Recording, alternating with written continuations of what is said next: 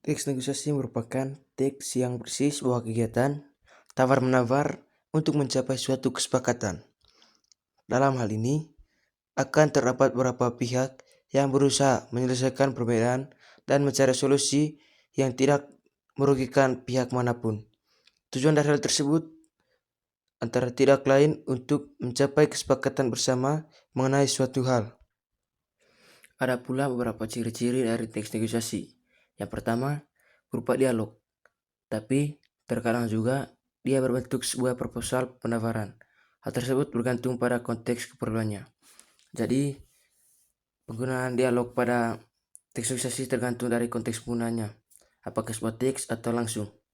Lalu yang kedua, ada lawan bicara yang bisa diajak berdialog. Jadi teks negosiasi dapat terjadi jika adanya dua pihak, baik individu antara individu maupun kelompok antara kelompok yang akan berdialog untuk melakukan proses tawar-menawar untuk mencapai kesepakatan bersama. Dalam hal ini, kesepakatan tersebut tidak boleh merugikan suatu pihak manapun. Lalu, yang ketiga berupa kegiatan komunikasi baik secara tertulis maupun secara lisan, langsung ataupun tidak langsung. Jadi, hal ini berkaitan dengan bagaimana tata cara proses atau cara yang dilakukan dalam proses negosiasi. Ada secara lisan ataupun tertulis. Adapun secara langsung ataupun tidak langsung. Jadi, hal tersebut saling berkaitan. Lalu yang keempat adalah tujuan akhir dari negosiasi adalah mendapatkan kesepakatan.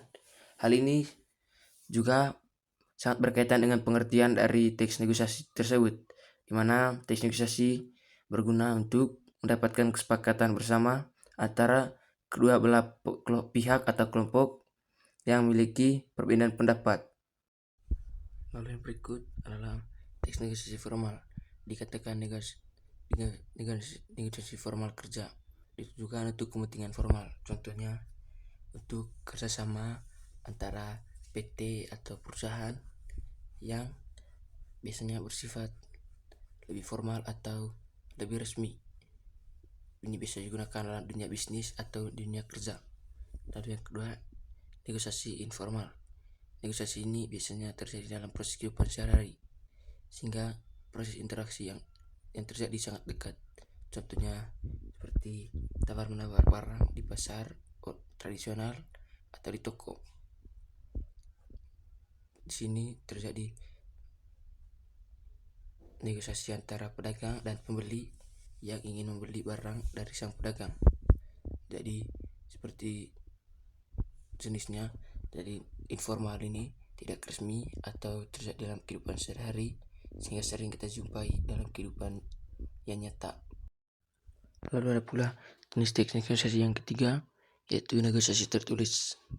Negosiasi ini tentu ditulis menggunakan kata yang baku dan memiliki beberapa bentuk seperti surat permintaan, surat penawaran, dan surat proposal. Ini salah satu jenis teks negosiasi yang berkaitan dengan teks negosiasi formal, yaitu resmi, yang bisa digunakan dalam sebuah perusahaan atau PT atau bisnis yang resmi dalam urusan bisnis. Sekian dan terima kasih.